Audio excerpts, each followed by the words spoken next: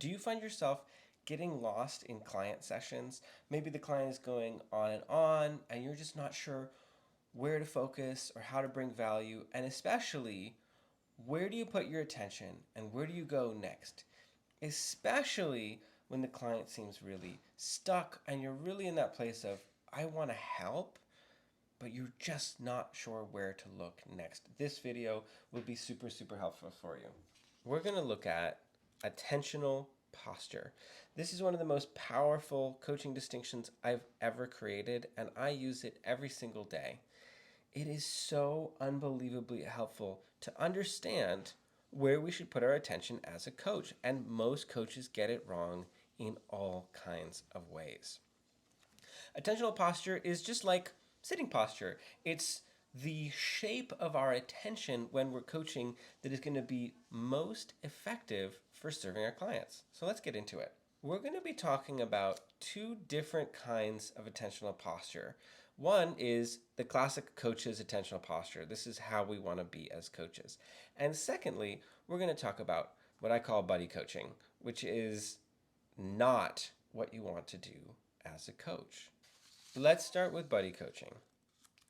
So buddy coaching is when the coach metaphorically stands next to the client looking at the situation, right? And the client is looking through the lens of their mindset and beliefs at their situation. Now, if the coach is also looking at their situation, they're in a position where essentially you're just a friend, which is why I call it buddy coaching. You're not really going to see anything different than anybody else, right? Where your attention is as a coach guides your curiosity. So if your attention is on the situation, you're likely to explicitly or implicitly ask questions that result in people telling stories about what happened. Let's give this an example. So you have a client who comes in and they're like, oh, I'm really struggling with my boss. So then you would ask, oh, what's going on? Well, he's been making uncomfortable comments, in the break room and at different places, and he's been kind of inappropriate with a few different people. Oh, how do you know? Oh, well, I've been talking with some other women around the office, and yeah, it's been feeling really good. Oh, well, what were their experiences, right? And as you start to ask these questions, you get deeper and deeper into the stories, into the data, into other people. And then you're going to get into circumstances and solutions. It's like, well, tell me a little bit more about how it works at your workplace and what are the norms. And oh, have you talked to HR about this? So now you're in a situation where you're trying to solve a problem for the client. This is not coaching, right? This is diving into the details, diving into the weeds. And our job as coaches is to change the game that our clients are playing in every area of their life. And that means not doing this, right? It's about improving the way that they do things over time and giving increasing change in how they function and operate. And getting into the details, it doesn't do that. So let's review.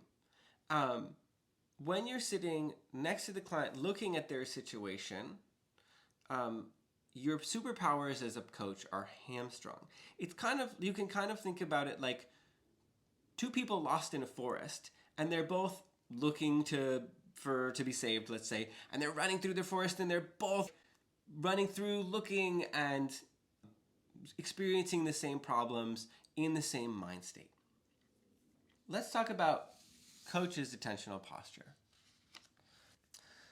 The proper attentional posture, right, where the attention is of the coach is on the client. The client has their attention on the situation, which might be their life, their problem, their goal, the request for the day, whatever it is.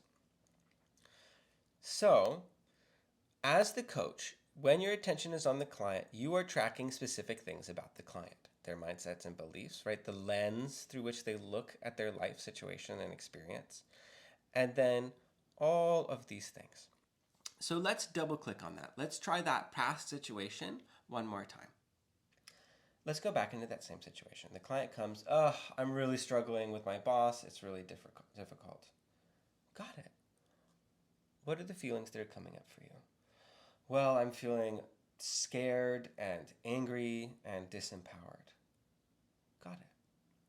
What would you like to be able to do? How would you like to be able to meet some of these challenges around the higher ups in your career as you move forward?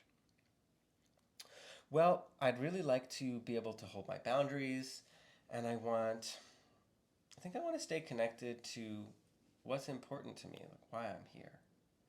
Oh, what is important to you here? Okay, so notice how our attention is now, it's on the client, it's on the client's experience. And I've also done something where I'm asking a question that brings the client into their bigger game, which is essentially how we don't get caught in the weeds, right? The problems that we address, the problems that we encounter are inside a bigger context of our life, and usually we never only have one problem like that. Usually we encounter all different kinds of problems. In this case, problems with your boss, problems with authority, problems with your voice, whatever it may be. And so we get the client present to the bigger lessons they're learning, the things they were practicing inside the bigger game, sometimes called the infinite game that they're doing. So, as we continue, another question you might use is, what's the opportunity here? Okay, you're meeting a challenge. How do you want to be able to meet this challenge? What mindset or way of being might you be able to practice here? Right? And let's say the client goes, oh, I really don't know. All right. So, what are you believing about your situation right now? Right? What are you believing about your situation? Well, I really guess I believe there's nothing I can do. I don't have any control. I don't have any power. Got it. What happens when you are thinking that thought and believing that? What happens to your way of being? Well, I'm really sullen. I guess I'm suffering through, and yeah, it just feels really bad. Okay. So what's predictable for you if you were to just stay in this mindset moving forward? Well, I guess I just wouldn't last very long in this career. I would just start to burn out. Okay. So, what do you have control over? All right, so let's pause there. Notice how now we're in a really powerful conversation where we're focused on the client and what they have control over, what they have power over in their life, which is, again, you ask them, okay, what do you have power over here? They're like, well, I guess I have power over, um, you know, my mindset to some degree, to my goals, to what I can practice, and the things I do and say. Got it, right? And as we're doing this, we're putting our client's attention where it matters most, which is where they have power and influence. And as they gain more and more agency, more and more fluency over that, this is what really starts to change their life, not just in the area that you're focusing on, but in every area of their life all at once. So let's review this, right? As a coach, your attention is on the client, tracking their feelings, way of being, their goals and desires, the possibilities available for them, connecting up to their bigger game, their request, right, what they want out of the session, the gap, what's between them and what they want, and their values, what's important to them. Now, let's go back to our image of two people in the forest lost and trying to find a way out. Now, in buddy coaching, you're back in, okay, I gotta get out, I'm running next to you, where are we? But if your coaching attentional posture is present, you might ask things like, all right, pause. What's happening for you right now? Well, I'm really scared and I don't know what to do. I need to get out of this. Okay, let's use all your resources. Start to look around. What do you see? Right? So now they can start to look around and look for lights, any indication, right? They're not just running through the dark. This is a really good analogy, by the way, for how a lot of people move through their lives. Okay, well, I don't see anything. All right, let's start to listen. What do you hear? Oh, I think I hear running water. Got it. Where do you hear that? Right. So suddenly, the coach is getting the client present to the resources that they have available to target, to kind of tackle their situation and move through. But if I was freaking out with them, I wouldn't be in a position to help them garner their resources and utilize their attention in more powerful ways.